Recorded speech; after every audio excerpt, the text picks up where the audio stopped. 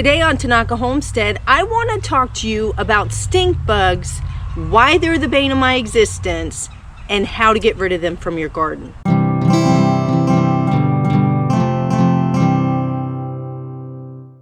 This is what you do not want to see. Look at this. Look at this okra. Look at how it's curved. It's like bent over. Okay?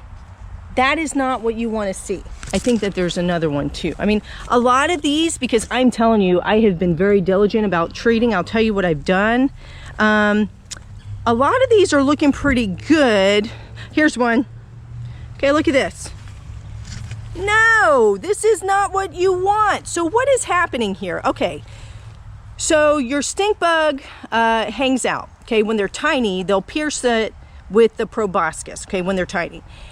When they pierce the little okra pod with the proboscis, and when they suck out all the sap, because that's what they're doing, they pierce them when they're young, they suck out all the sap. When they pierce it, as they're sucking out the sap, they end up injecting a chemical. Well, that chemical ends up slowing growth or stopping growth in that area, okay? And when it does that, everything else continues to grow, and next thing you know, you have a wonky looking okra, okay? So that's what's happening. They pierce the pod, they suck out the sap, but of course the okra will continue to grow usually, but then it looks like this. It's not pretty. I would not use seeds from this because when they suck out the sap, it could alter that or affect the seeds. But certainly you can still eat it. It's not going to hurt you. But gosh, I like my okra to be like this, you know, not like this, but like this. I have really tried so hard to just continually treat, so we may not see any, but I know it's those bugs in particular. Yes, leaf-footed bugs can also do the same thing, but let me just show you. So when you're growing your okra, right, you know, you end up having this beautiful flower. The flower will end up, you know, opening up, it gets pollinated, it falls off, and then it creates this pod here, okay? And then this inevitably will grow big enough to form okra. Okay, so here's a tiny one. And they're typically straight, right? I mean, yeah, of course, sometimes they'll have a little bend, okay? So this is fine, okay? I'm happy with this. Some very pretty okra here. Okay, what have I done? I've noticed, of course, because they like to pierce the pods, that typically stink bugs will hang out in this area. I rarely see them on the leaves. I usually see them up by the pods. So these pods obviously have already flowered and they're starting to grow. So I douse it with diatomaceous earth. And I did the same thing there.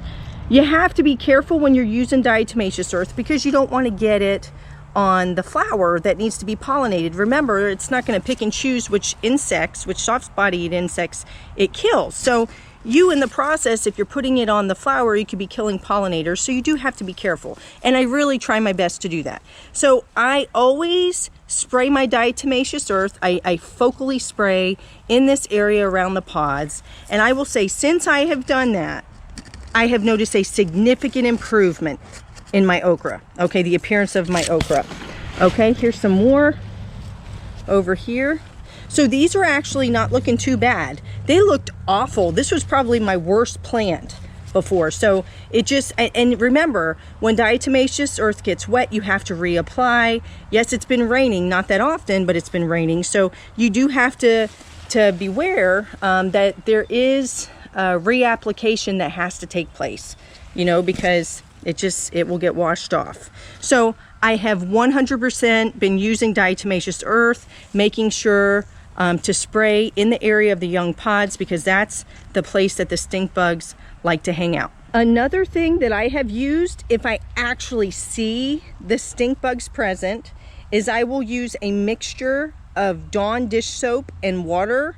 And what that will do is it pretty much will it will dehydrate the insect. But that's a pretty safe way.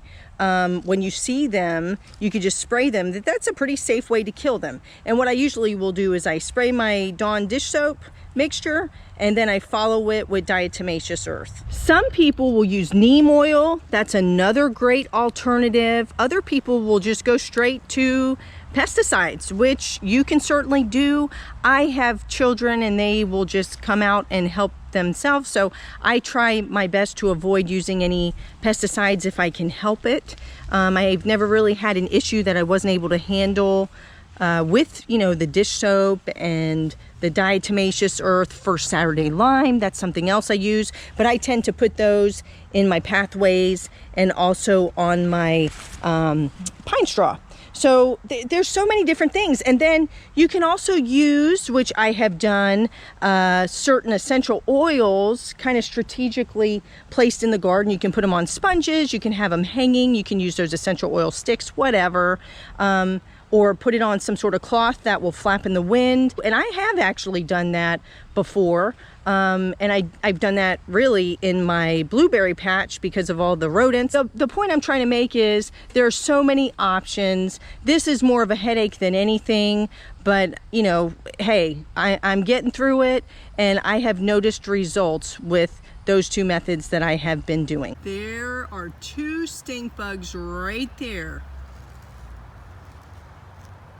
Remember, they don't bite or hurt humans. They're more of a nuisance, but they will destroy your entire crop if you don't deal with them. They don't usually get larger than about 3/4 of an inch. There they are, look at that. They're shaped like a shield. They almost look prehistoric. Here are my beautiful okra. Man, I worked so hard to get these to look like this, but I am very, very fortunate and very blessed with this harvest. I will definitely make this tonight.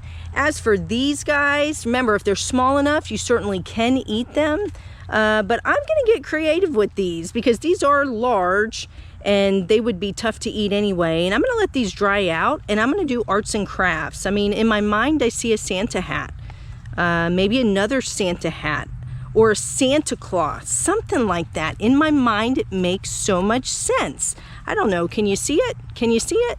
Anyway, I'm gonna put these on the porch and I'm gonna get my other okra in the house. I really do hope that this video was helpful. If you see okra that looks like this, don't freak out. There are definitely things that you can do to mitigate the problem. It just takes time and it takes persistence, but you can certainly do it. If I can do it, you can do it. So thank you so much for watching my channel. If you haven't already subscribed, please consider doing so, and happy gardening. Bye-bye.